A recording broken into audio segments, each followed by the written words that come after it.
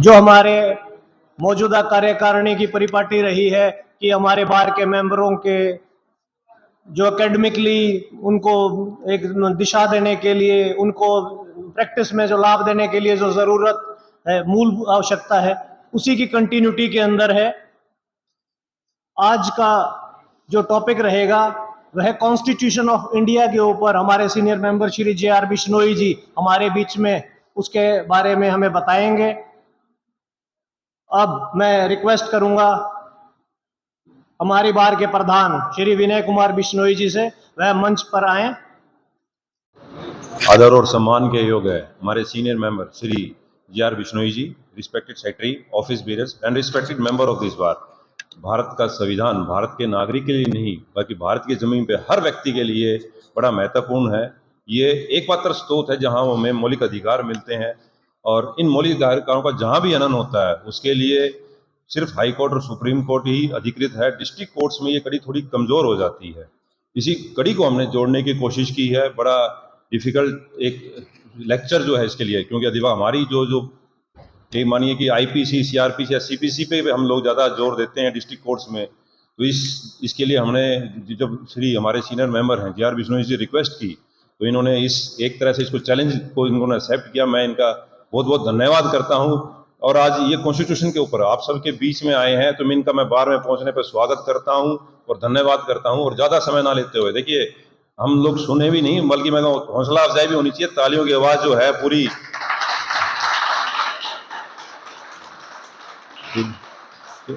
तो आपका ज्यादा समय ना लेते हुए मैं इस मंच से विदा चाहूंगा। धन्यवाद। धन्यवाद जी प्रधान जी।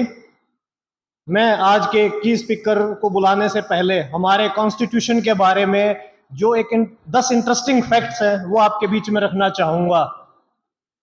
जो हमारा कॉन्स्टिट्यूशन है इसको doctor Bhimrao Ambedkar ji is regarded as the chief architect of the Indian constitution. Number 2, doctor Rajendra Prasad, the first president of India, become the first person to sign the constitution of India. It is the largest written constitution of the world.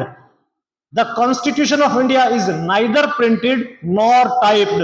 It is handwritten and calligraphed in both Hindi and English.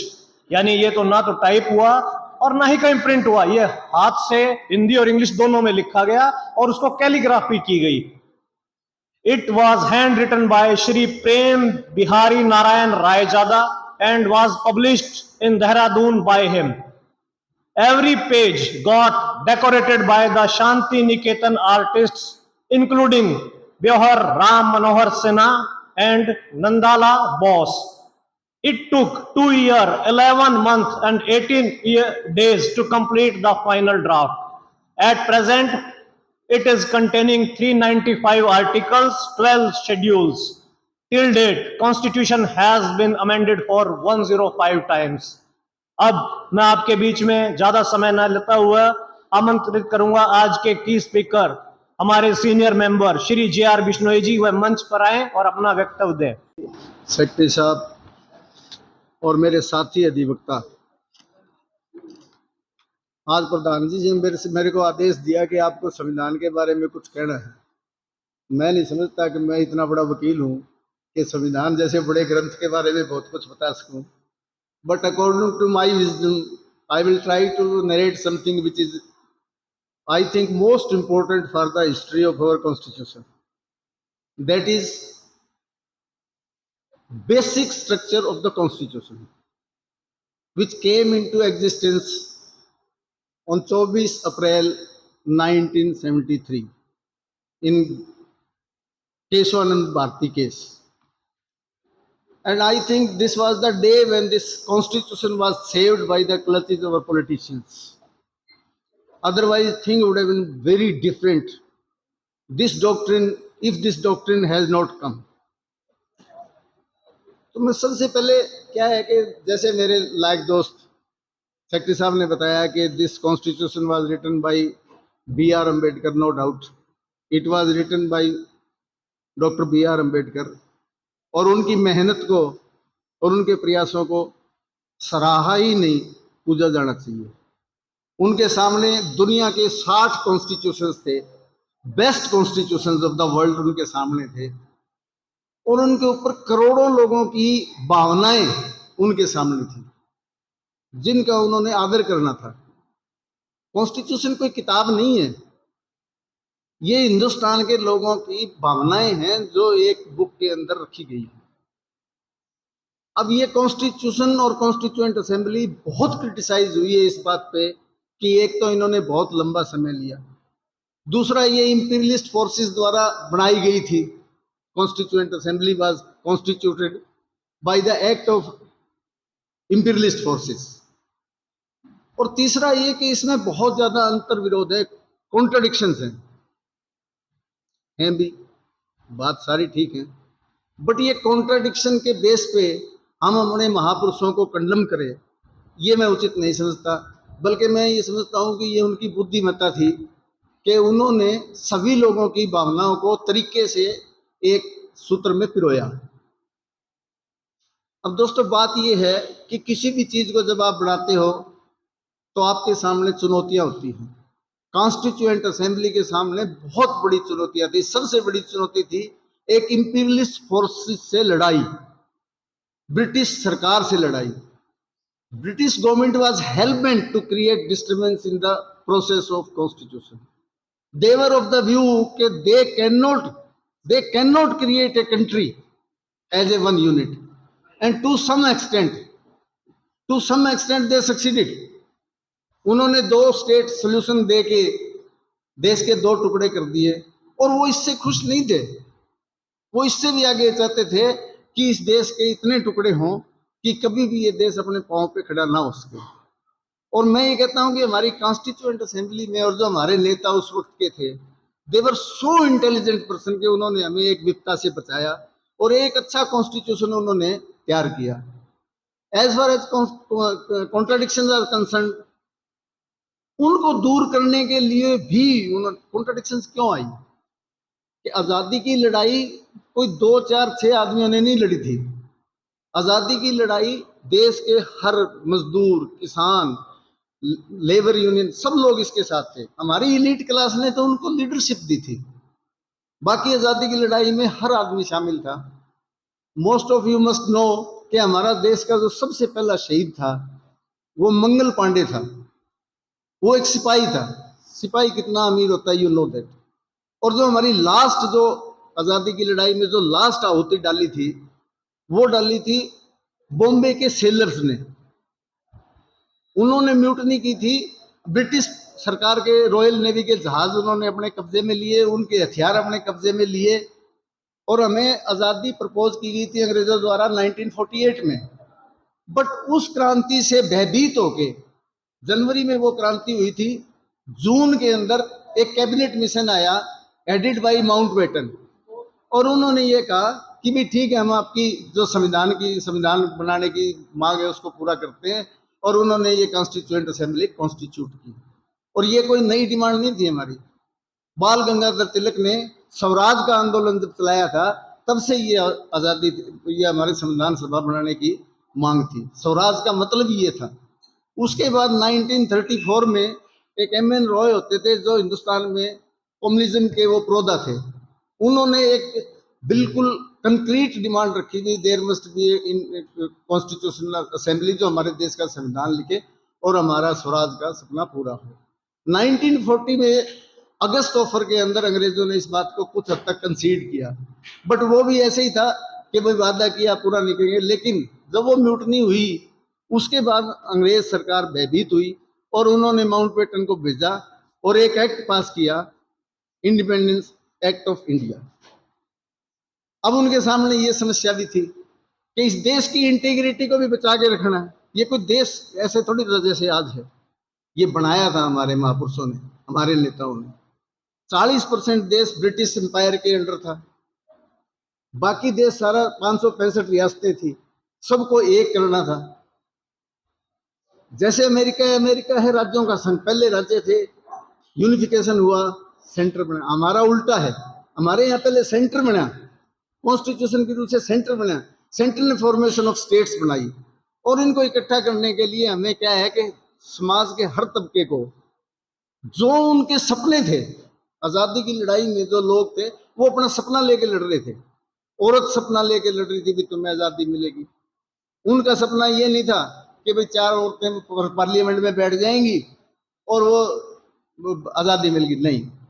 उनको आजादी चाहिए थी, शिक्षा की आजादी चाहिए थी, उनको सम्मान की आजादी चाहिए थी, मजदूर को आजादी चाहिए थी, शोषण के खिलाफ आजादी चाहिए थी, किसान को आजादी चाहिए थी, जमींदार से आजादी चाहिए थी। जमीन होती थी लेकिन किसान की नहीं होती थी, जमींदार की होती थी। तो जमींदार का, किसान का ये सपना था कि भाई तुम किसान, तुम्हें खेती के लायक जमीन मिलेगी। तो हर आदमी अपने अपने सपने के साथ आजादी की लड़ाई में शामिल था और उन सपनों को कॉन्स्टिट्यूशन के अंदर समाहित करना बड़ी टीडियस जॉब थी। क्यों कि एक तो कैओटिक सिचुएशन थी, 2 स्टेट सॉल्यूशन में कत्लो गार्द हो चुका था, और उससे भी आगे अगर मान लो और ज्यादा डिसइंटीग्रेट हो जाता कंट्री, जो कि बड़ा हो सकता था। हम कई बार कहते हैं 370 प्रोविजन किया, 371 किया, 371 किया। That was totally for the purpose of integration of this country.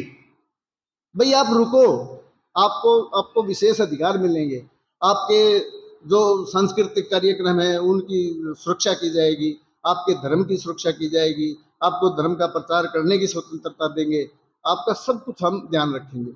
और इस तरीके से करते करते क्या हुआ कि संविधान के अंदर बहुत ज्यादा, और एक बात और हुई उस सभा में कि फैसला ये हुआ कि भाई हम एक देश का निर्माण कर रहे हैं, तो हम आपस में ज्यादा वाद विवाद ना करके वोटिंग नहीं करेंगे। कोई इश्यू आएगा तो हम उस इश्यू को बैठ के सर्वसम्मति से वो करेंगे। तो उससे क्या हुआ कि कुछ ज्यादा अंतर्विरोध संविधान में समा गए, लेकिन उसको रिमूव करने के लिए भी उन्होंने एक प्रोविजन रखा। वो प्रोविजन है कॉन्स्टिट्यूशन के भाग 20 में आर्टिकल 368। उसमें पावर दी गई है भारत की पार्लियामेंट को कि वो किसी भी लॉ को अमेंड कर सकते हैं। अमेंडमेंट पावर है उसमें पार्लियामेंट की। तो ये मेन आज का टॉपिक मेरा मेन यही है कि भाई हिंदुस्तान की पार्लियामेंट को कानून को अमेंड करने की कितनी पावर है, क्योंकि इसमें भी कॉन्ट्रडिक्शन है। 368 आर्टिकल 368 में कह दिया कि पार्लियामेंट कैन अमेंड लॉ, एक प्रोसीजर दे दिया। भाई सिंपल लॉ बनाना है, सिंपल मेजोरिटी से बन जाएगा। अगर कोई संविधान संशोधन करना है तो आपको एक स्पेशल वो होगा, भाई 2/3 मेजोरिटी, सिटिंग एंड वोटिंग की 2/3 मेजोरिटी होगी। और अगर मान लो कोई पार्लियामेंट की और सेंट्रल और स्टेट रिलेशन में कोई फर्क करना है, जजों की पावर में कोई फर्क करना है जो बड़े विशेष महत्व के हैं, उनमें उसके साथ साथ आदि स्टेटों का समर्थन भी उसको चाहिए। That was the procedure laid down by the constitution. अब प्रॉब्लम कहाँ आई? प्रॉब्लम आई, एक चैप्टर है 3 कॉन्स्टिट्यूशन में, उसमें दिए गए हैं मौलिक अधिकार, फंडामेंटल राइट्स 12 से 35 तक। अब वो फंडामेंटल राइट इतने फंडामेंटल हैं कि कोई भी सरकार कितनी ताकत से उनको छीन नहीं सकती, उनको कम भी नहीं कर सकती। उसमें आर्टिकल 13 है। आर्टिकल 13 में ये मेंशन किया है कि कोई भी कानून जो फंडामेंटल राइट को कमजोर करता है या उनको छीनता है, अबॉलिश करता है, किसी भी तरह से नुकसान पहुंचाता है, तो वो कानून वॉइड होगा। आगे उसमें लिखा है कि कानून में शामिल हैं, कानून में शामिल क्या क्या है? ऑर्डिनेंस है, एक्ट है, ऑर्डर है, ऑर्डिनेंस, कोई भी बाई लॉज है, रूल्स है, और इवन जो कस्टम है ना, custom having force of law is also void if it infringes the fundamental rights. अब 13 तो फिर अलाउ करता ही नहीं, 368 पे भी लागू होगा। 368 भी तो कानून ही बनाता है। पहले पहले तो ये नहीं पता था, लेकिन जो ही संविधान लागू हुआ ये कॉन्ट्राडिक्शन पैदा होनी शुरू होगी। सबसे पहले पैदा हुई मैड्रास स्टेट में। मैड्रास प्रेसिडेंसी ने 1929 में एक ऑर्डर पास किया, उसको कहते हैं सांप्रदायिक ऑर्डर, सांप्रदायिक गवर्नमेंट ऑर्डर।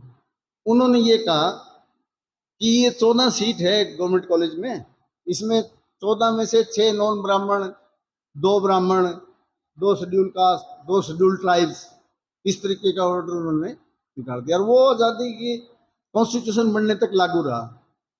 लेकिन जो ही कॉन्स्टिट्यूशन लागू हुआ तो एक मैडम चंपकम दुरई राजन थी मद्रास की, उन्होंने हाई कोर्ट में रिट डाल दी कि भाई ये तो मेरे राइट्स का जो मेरे को इक्वल राइट्स हैं आर्टिकल 15 डीपीएसपीज में, नहीं फंडामेंटल राइट्स में, भाई उसका उल्लंघन है। कोर्ट ने कहा ठीक बात है भाई, क्योंकि डीपीएसपी में जो दिए गए हैं जो प्रोविजंस वो इन्फोर्सेबल बाय लॉ नहीं है, लेकिन fundamental rights enforceable by law है। डीपीएसपीज में ये है कि SC, ST, other backward classes और इनको रिजर्वेशन दी जा सकती है, लेकिन वो इन्फोर्सेबल बाय लॉ नहीं थे, कोर्ट में इन्फोर्स नहीं किया जा सकता था उनको। तो जब ये गया दुराई राजन का केस सुप्रीम कोर्ट में, सुप्रीम कोर्ट ने कहा भाई हम तो जो कॉन्स्टिट्यूशन में लिखा है उसके मुताबिक जाएंगे, उसके मुताबिक आप ये ऑर्डर कर नहीं सकते। तो जो मैंने आपको बताया था कि संविधान में संशोधन करने की विधि वही कि 2/3 वोटिंग एंड प्रेजेंट होना चाहिए, आधे से ज्यादा स्टेटों की वो होनी चाहिए। तो नेहरू जी उस टाइम प्रधानमंत्री थे और सारे देश में कांग्रेस की सरकार थी, सभी राज्यों में कांग्रेस की सरकार थी और कांग्रेस पूरी नेहरू जी के हाथ में थी, क्योंकि पटेल जी 1950 में चले गए थे, गांधी जी भी चले गए थे। उसके बाद कांग्रेस में इतने बड़े का नेता ही नहीं था जो नेहरू जी को चैलेंज कर सके। उन्होंने बड़े आराम से एक संशोधन करवाया और इन द मीन टाइम कुछ स्टेट्स ने लैंड रिफॉर्म्स लॉ भी बनाने शुरू कर दिए थे और उनको भी यही दिक्कत आ रही थी कि भाई फंडामेंटल राइट्स है प्रॉपर्टी का, तो उनका आर्टिकल 19(1)(f) एंड 31। तो नेहरू जी ने क्या किया, 1951 में ही एक फंडा वो कर दिया, हमने अमेंडमेंट कर दिया कॉन्स्टिट्यूशन का, उसमें ये ऐड कर दिया कि कोई भी ऐसा कानून जो डीपीएसपी को लागू करने के लिए बनाया जाएगा वो इस बिना पे चैलेंज नहीं हो सकता कि ये फंडामेंटल राइट को एब्यूज करता है, कम करता है, ये वो करता है। उन्होंने क्या किया कि एक आर्टिकल है 31 में ये है कि सरकार कोई भी किसी की भी जमीन नहीं छीन सकती, और छीनेगी तो एक प्रोविजन, एक कानून बनाना पड़ेगा और उस कानून में ही बताना पड़ेगा कि हम ये कंपनसेशन देंगे। नेहरू जी ने उसमें 2 प्रोविजन और जुड़वा दिए कि सरकार किसी की भी जमीन छीन सकती है, शर्त ये है एक तो पब्लिक पर्पज हो, दूसरा अमाउंट देंगे हम, कंपनसेशन नहीं देंगे। क्योंकि जमींदारी एबोलिशन जो था ना, मेन आजादी की लड़ाई में भी मेन प्लैंक था लोगों का।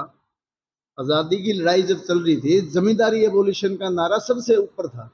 अब अगर मान लो सरकार सबकी जमीन को खरीदे और खरीद के गरीबों को दे तो ये तो मुमकिन था नहीं, तो उन्होंने ये कर दिया कि हम इसमें कंपनसेशन नहीं देंगे और डीपीएसपी में जो है समानता का, जो वंचित वर्ग को फायदा देने का, वो लागू करने के लिए करेंगे।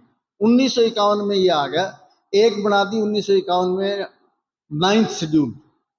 9th शेड्यूल में जो भी कानून सरकार बना के डाल देगी उसको सुप्रीम कोर्ट में चैलेंज, किसी भी कोर्ट में चैलेंज नहीं किया जा सकता। आर्टिकल 32 में सुप्रीम कोर्ट में, आर्टिकल 226 में हाई कोर्ट में, वो चैलेंज नहीं किया जा सकता।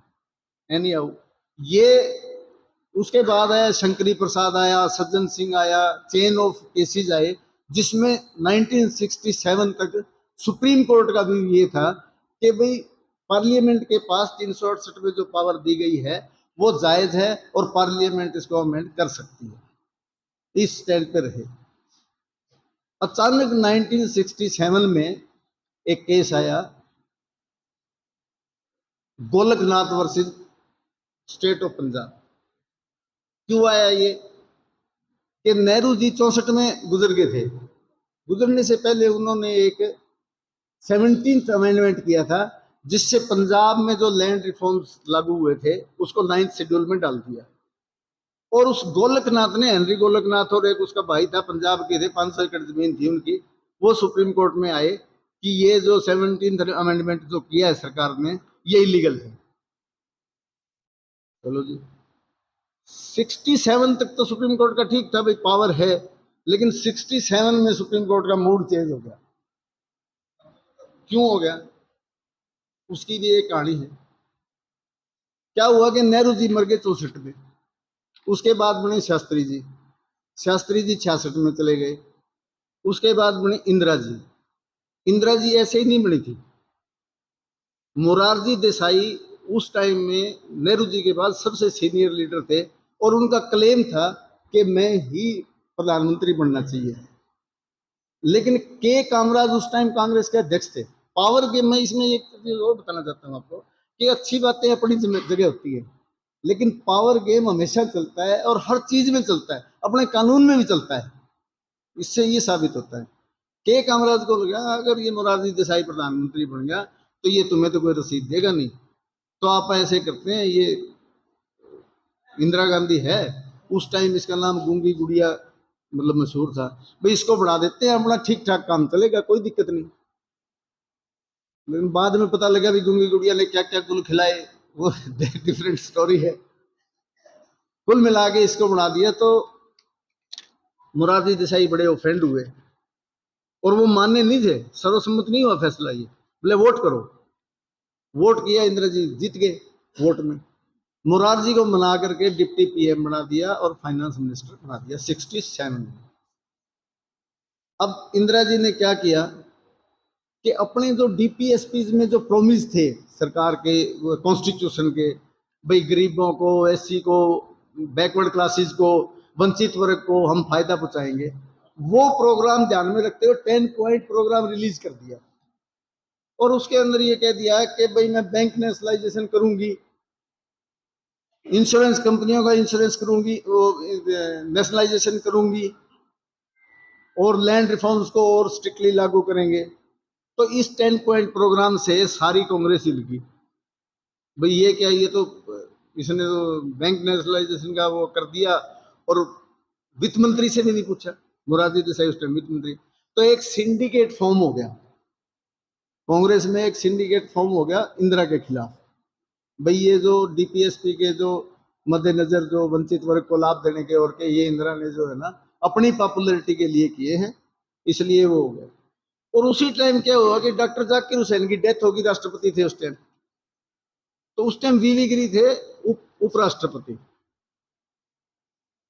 डॉक्टर जाकिर हुसैन के उपराष्ट्रपति वीवी गिरी थे। तो कांग्रेस पार्टी ने कैंडिडेट खड़ा किया नीलम संजीवा रेड्डी को।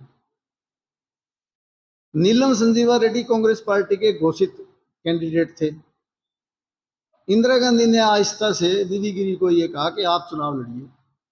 उसने कहा मैडम मैं कैसे चुनाव लड़ सकता हूं, मैं तो एक्टिंग प्रेसिडेंट। बोले आप लड़िए, आपको क्या, छोड़िए। बोले आप। इंदिरा जी ने एक कानून बनाया कि अगर राष्ट्रपति नहीं होगा तो उपराष्ट्रपति, कार्यवाहक राष्ट्रपति होगा, उपराष्ट्रपति नहीं होगा तो चीफ जस्टिस ऑफ इंडिया, राष्ट्र एक्टिंग प्रेसिडेंट होगा, और वो भी नहीं होगा तो सुप्रीम कोर्ट के सीनियर मोस्ट जज जो है वो रहेंगे। चलो जी, एम हिदायतुल्लाह उस टाइम वो चीफ जस्टिस थे, वो बने, वीवी गिरी ने छोड़ दिया, वीवी गिरी ने चुनाव लड़ा। पहले पहले तो इंदिरा जी चुपचाप नीचे नीचे कर रही थी, लेकिन उसके बाद उसने क्लियरली ये कह दिया कि भाई राष्ट्र हित में हमें जो है ना आत्मा की आवाज पे वोट देना चाहिए और वीवी गिरी को अपने जो है ना वोट दो।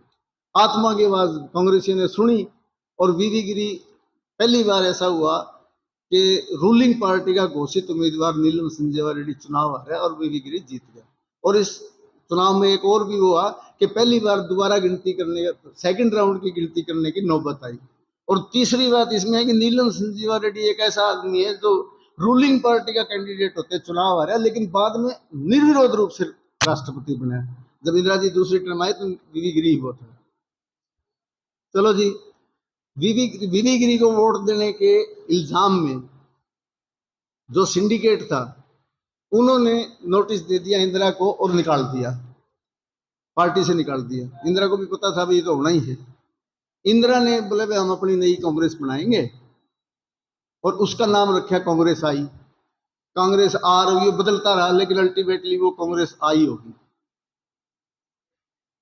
उसके बाद सर क्या हुआ कि कांग्रेस में ग्रुप हो गया, इंदिरा जी को निकाल दिया, एक ग्रुप छोड़ गया, कांग्रेस अल्पमत की सरकार होगी।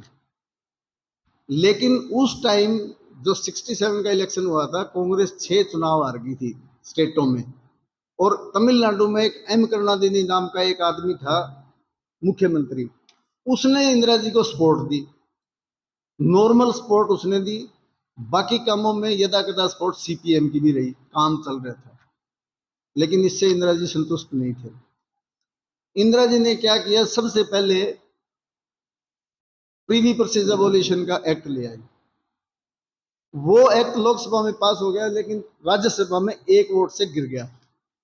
बड़ा अफसोस हुआ उनको।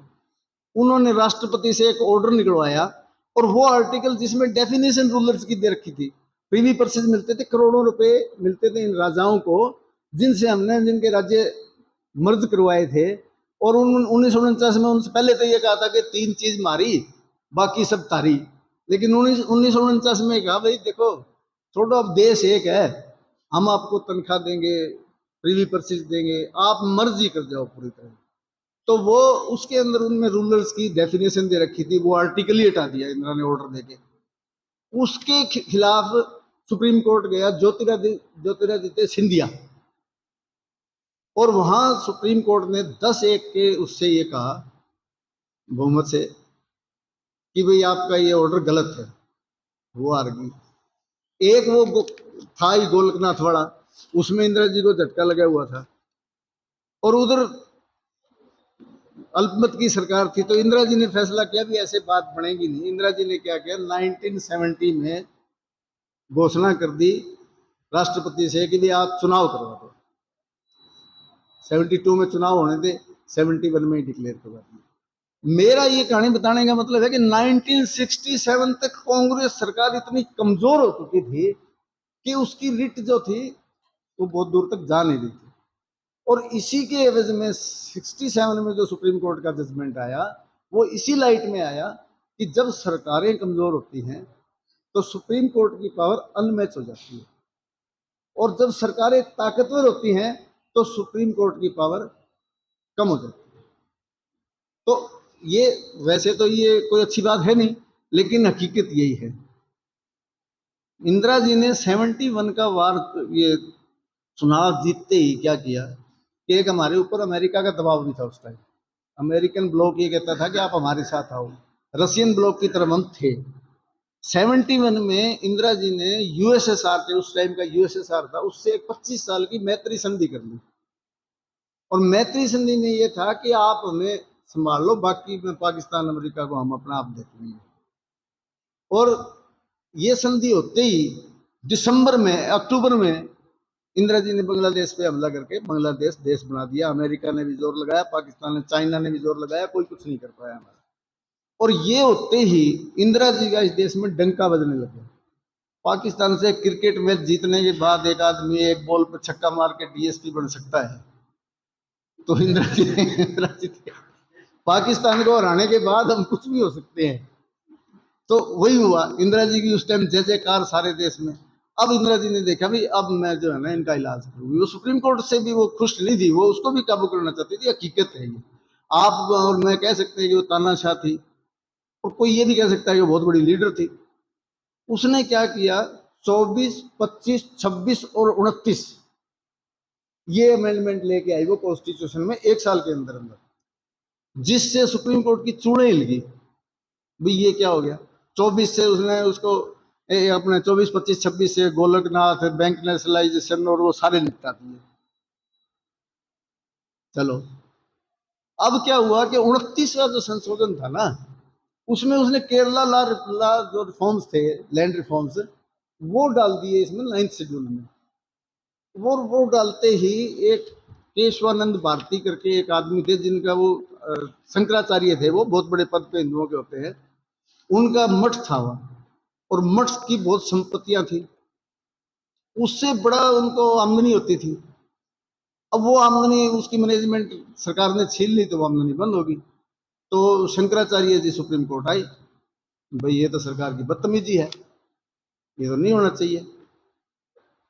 सुप्रीम कोर्ट में जी वही 13 का 368 का रिलेशन चैलेंज हुआ, वो 9th शेड्यूल का चैलेंज हुआ। तो सुप्रीम कोर्ट ने 24, 25, 26 और 29 अमेंडमेंट को सही मान दिया। सही क्यों मान लिया? कि भाई देखो, ये लोग चुन के आए हैं, देश के लोगों की इनसे बड़ी आशाएं हैं। अगर ये मान लो लीगल रिफॉर्म्स या वंचितों और दलितों का अगर वो नहीं करेंगे तो कौन करेगा? लेकिन ये सारा कॉन्स्टिट्यूशन कर सकते हैं, अमेंड कर सकते हैं, लेकिन पार्लियामेंट को कॉन्स्टिट्यूशन को दोबारा लिखने की पावर नहीं है। अमेंड कर सकते हैं लेकिन ये दोबारा लिख नहीं सकते।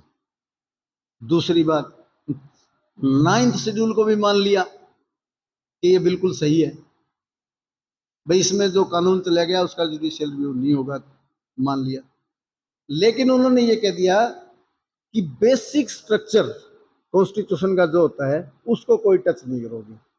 बेसिक स्ट्रक्चर ऐसे ही है जैसे ये बिल्डिंग खड़ी है, आप इसकी दीवारें बदल सकते हो, आप इसका फर्श बदल सकते हो, लेकिन जिन पिलर्स पे ये खड़ी है अगर वो पिलर ही गिरा दे तो खत्म है बात।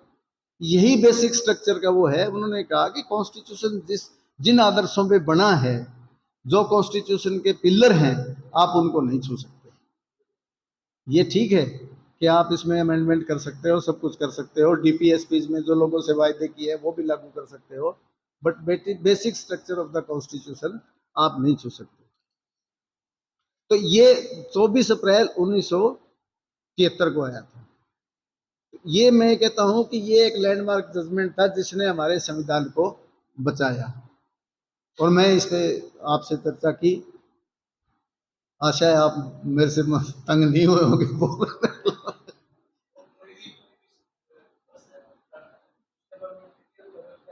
प्रीवी पर्सी ऐसा था, आज जैसे मैंने आपको बताया कि प्रीवी पर्सी जैसे थे 565 रियासतें थी, और उनको जब हमने देश में मर्ज किया तो उनसे वायदा किया कि 3 चीजें हमारी होगी, विदेश, करेंसी, संचार और डिफेंस, बाकी सब तुम्हारा होगा।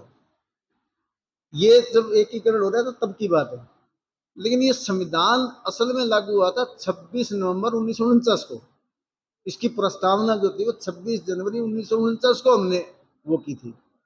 तो उस दिन इन्होंने ये कहा कि भाई देखो, अब हम एक देश हो गए हैं, तो एक देश में ये इस किस्म की बातें चलेंगी नहीं, तो आप पूरी तरह से अपने आप को स्टेट में मर्ज ही कर दो।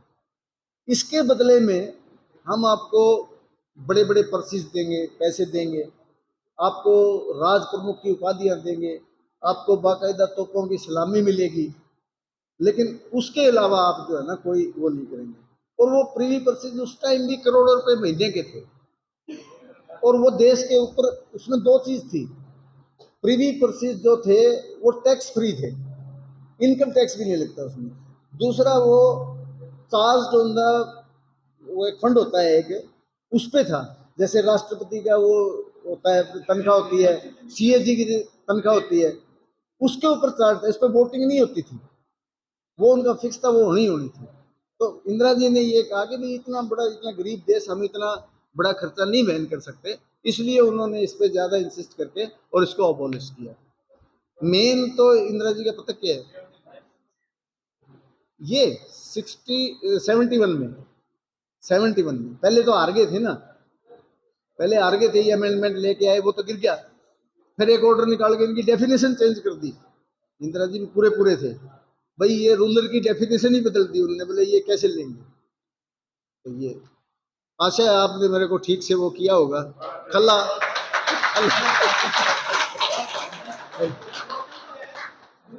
इमरजेंसी के ऊपर मेरा क्वेश्चन है, ये जो इमरजेंसी लगाई थी इंदिरा गांधी ने, क्या ये कॉन्स्टिट्यूशन में वो थी कि नहीं थी? हाँ मैं बताता हूँ।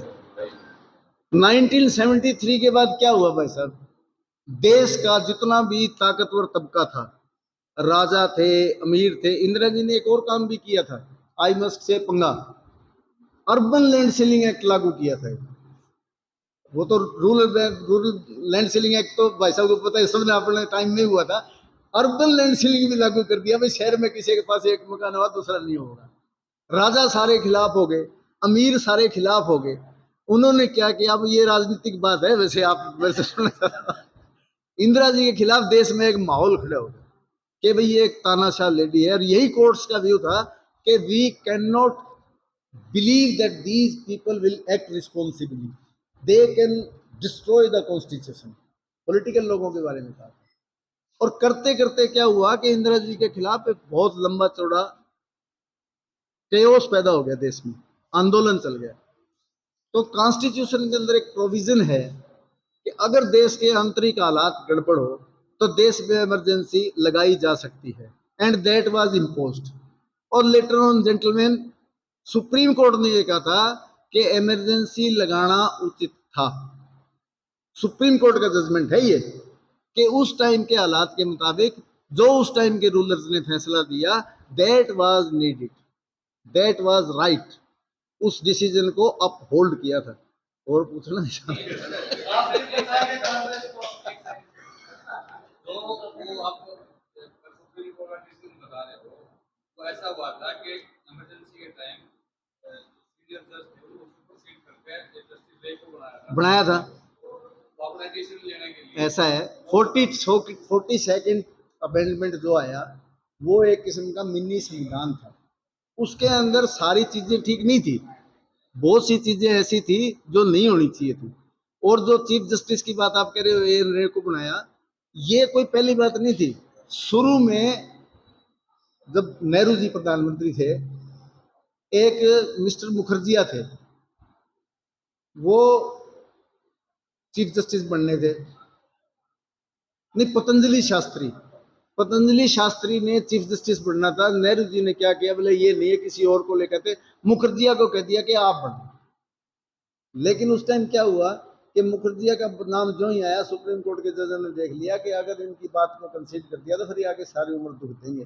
सभी जजों ने इंक्लूडिंग मुखर्जिया इस्तीफा दे दिया, बोले जाओ जी आप और कहीं से ले आओ।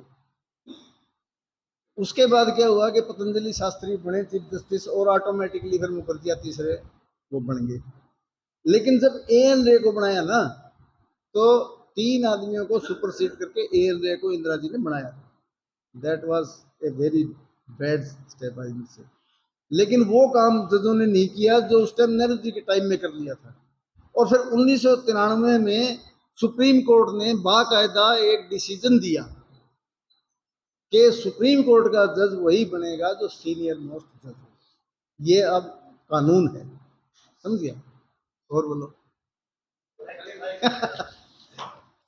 Thank you. Please be seated. आज के हमारे की स्पीकर, हमारे senior member Shri J R. Bishnoi ji ने आज का जो वक्तव्य, अगर आज के टॉपिक के अनुसार देखें तो इसका हम कह सकते हैं भारतीय संविधान व तत्कालीन राजनीतिक संदर्भ में। आज के हमारे स्पीकर महोदय ने हमारे संविधान को बैकग्राउंड, हिस्ट्री, अमेंडमेंट का procedure, fundamental rights, political scenario, presidents, privy purse के बारे में हमें विस्तार से बताया। इसके लिए हम इनके बहुत अधिक आभारी हैं। अगर हम भारतीय संविधान का प्रियम्बल देखते हैं तो इससे बहुत सी चीजें अपने आप में क्लियर हो जाती हैं। हमारा जो प्रियम्बल है संविधान का, वह क्या कह रहा है? We the people of India having solemnly resolved to constitute India into a sovereign democratic republic and to secure to all its citizens justice, social, economics and political liberty of thoughts, expression, belief, faith and worship, equality of status and of opportunities, and to promote among them all fraternity assuring the dignity of the individual and the unity of the nation। जो हमारी constituent assembly थी उसने नवंबर 1949 को यह जो हमारा संविधान बनाया और इस प्रियम्बल के साथ बनाया, जिसने की ताकत से आज हम सभी यहाँ बैठे हैं और यहाँ इस वक्तव्य को सुन रहे हैं। इसी के साथ ही आज के हमारे स्पीकर महोदय को एक मोमेंटो देके हमारे बार की कार्यकारिणी व हमारे बार के सीनियर मेंबर उन्हें सम्मानित करेंगे। श्री M.S. नैन जी, अनिंदर जी, श्री कलम सिंह जी कृपया आगे आए और एक मोमेंटो देके हमारे M.R. बिश्नोई जी